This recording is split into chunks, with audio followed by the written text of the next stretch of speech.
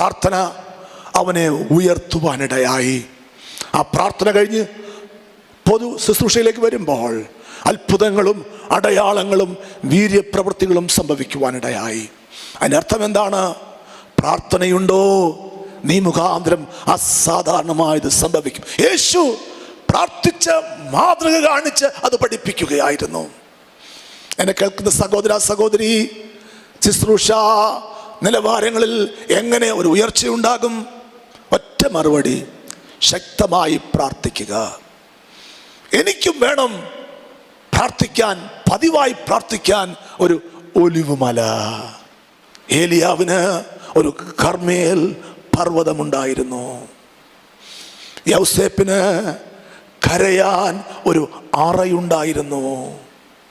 ദാനിയേലിന് പ്രാർത്ഥിക്കാൻ ഒരു മാളിക മുറി ഉണ്ടായിരുന്നു.